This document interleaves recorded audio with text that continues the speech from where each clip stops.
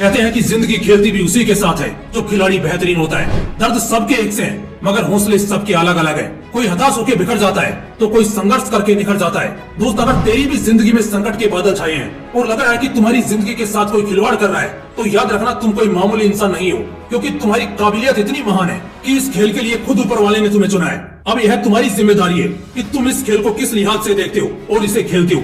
यह खेल बड़ा निराला है, क्योंकि इसमें तुम्हें कोई हराने वाला नहीं होता। यहाँ तुम्हारी हार भी तभी होती है जब तुम खुद से स्वीकारते हो। अगर तुम हार नहीं मानते और संघर्ष करते रहते हो तो आज नहीं तो कल यहाँ कामयाबी आपके कदम जरूर चूमती है। अगर विश्वास नहीं होता तो आज जो रियल लाइफ स्टोरी मैं आपको सुनाने वाला हूँ, इसे ध्यान से सुनना, क्योंकि इसे सुनकर आपको सिर्फ विश्वास ही नहीं होगा, आपका खून खोल जाएगा कुछ कर गुजरने के लिए। इतिहास में एक ऐसा इंसान भी था जिसकी कामयाब होने की आग देखकर ऊपर वाले ने उसके साथ एक खेल खेला, और वो खेल भी कोई छोटा मोटा नहीं था। इस खेल में उस इंसान ने लगभग अपना सब कुछ गंवा दिया। उसके पास कुछ बचा था तो वो थी उसके मन में जलती वो आग जो बस कामयाब होने के लिए धधक रही थी। और अंत में इसी आग ने उसे उस मुकाम पर पहुंचाया जहां लोग सिर्फ कामयाब नहीं होते, बल्कि वो ऐसी कामयाबी को हासिल करते हैं कि उनका नाम इतिहास में दर्ज हो जाता है और कभी मिटाने से भी नहीं मिटता। इतिहास के पन्नों में दर्ज ऐसे ही महान शख्सियत की कहानी मैं आपको सुनाने जा रहा हूँ। बस याद रखना कि इस कहानी को एक कान से सुनकर दूसरे कान से मत निकाल देना। उसे अपने दिल और दिमाग में इस कदर बैठा लेना कि जब तुम्हें ऐसा खेल खेलना पड़े तब तुम इसी कहानी को याद करके अपनी जीत पक्की कर सको।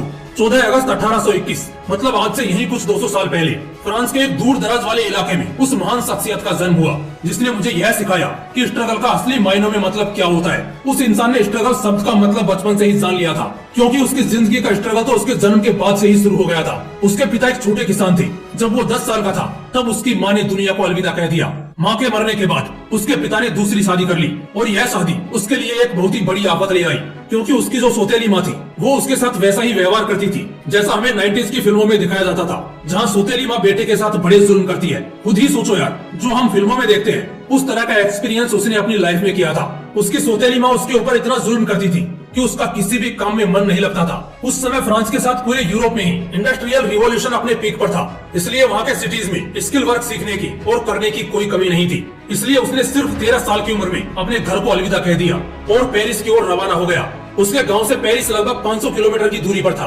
उसके पास इतने पैसे भी नहीं थे कि वो किसी गाड़ी से पेरिस पहुंच सकता था, इसलिए उसने यह 500 किलोमीटर का सफर पैदल चल के पार किया।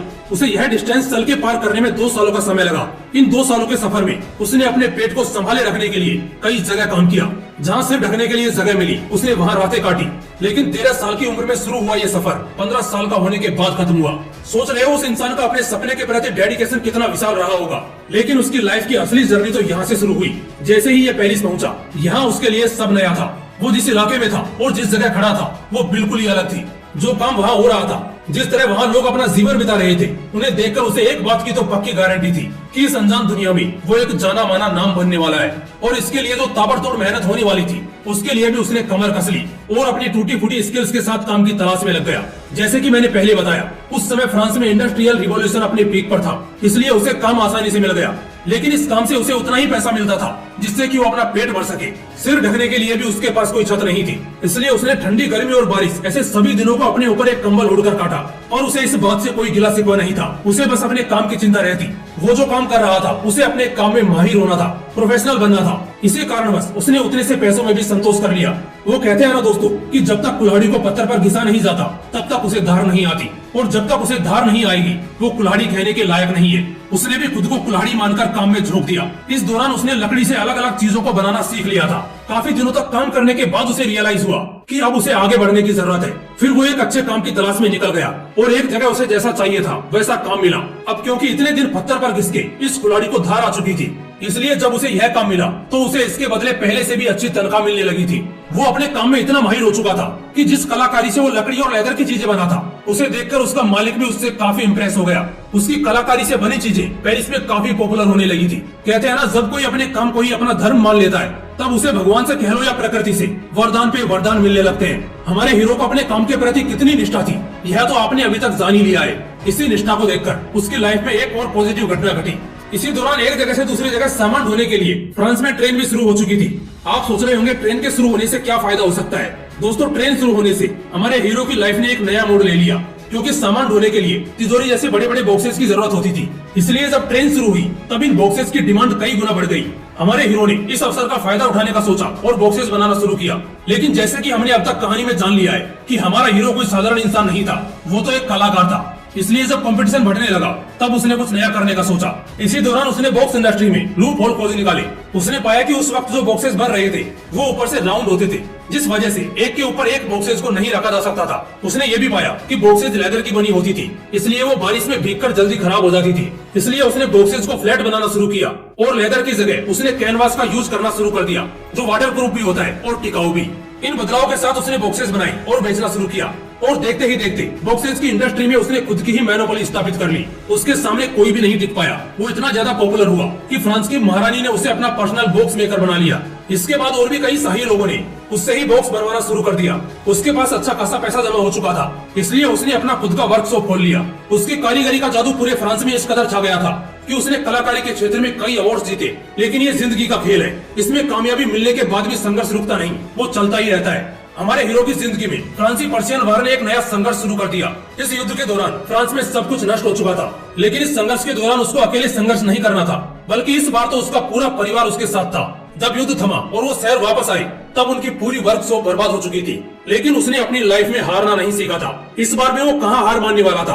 उसने अपनी वर्कशॉप फिर से खड़ी करी और बस कुछ ही दिनों में उसकी वर्कशॉप पहले से भी ज्यादा चलने लगी। अब की बार वो बैग्स की इंडस्ट्री में रिवॉल्यूशन लाया। उसने बैग्स में अपनी कलाकारी का जादू बिखेरा। जिन बैग्स को कोई पूछता तक नहीं था, अब वो धड़ल्ले से बिकने लगी थी। आगे उसने ऐसी कई कारीगरियां करी और आम चीजों को खास बना डाला। उसकी वर्कशॉप अब एक बड़ी कंपनी बन चुकी थी। उसके प्रोडक्ट सब आसपास के देशों में भी बिकने लगे थे और देखते ही देखते एक छोटी सी वर्कशॉप से शुरू हुआ ये बिजनेस एक ग्लोबल ब्रांड बन गया। आज की अगर बात करें तो यह कंपनी लग्जरी प्रोडक्ट्स की दुनिया की किंग है। यह लग्जरी प्रोडक्ट्स में दुनिया की सबसे ज्यादा वैल्यूएबल कंपनी है और यह कंपनी जिस इंसान के खून पसीने से बनी है, मतलब कि जिस शख्सियत की जीवन गाथा आज हम सबने जानी, वो इंसान है लुइस विटॉन, जिनके नाम से ही आज यह कंपनी चल रही है। आप सोच रहे होंगे कि ठीक है, लुइस विटॉन ने बड़ी कंपनी खड़ी कर दी, तो क्या इसी वजह से इनका नाम इतिहास में दर्ज हुआ? नहीं। जिंदगी के संघर्षों को कैसे एक अवसर में बदलना पड़ता है, बड़े सपनों को पूरा करने के लिए कैसे छोटी छोटी पगडंडियों से गुजरना पड़ता है, और जिंदगी हमें कितना भी नीचे सरकाने की कोशिश क्यों ना करे, उससे मुकाबला करके हमें जीत हासिल करनी पड़ती है। ये संदेश देने की वजह से लुइस विटॉन का नाम इतिहास के पन्नों में दर्ज है। दोस्तों, मुझे यह तो नहीं पता कि आपके जीवन में क्या चल रहा है, आपके जीवन का सारांश क्या है, लेकिन आप जिंदगी के किसी भी मोड़ पर हो, यह कहानी सबको एक बात जरूर सिखाती है कि संघर्षों का डट के सामना करना चाहिए। दोस्तों, कहानी सुनकर अगर आपके मन में भी कुछ हलचल हुई हो तो इस वीडियो को जितना हो सके शेयर कीजिए और आप अपनी जिंदगी में क्या हासिल करना चाहते हो कमेंट करके जरूर बताइए।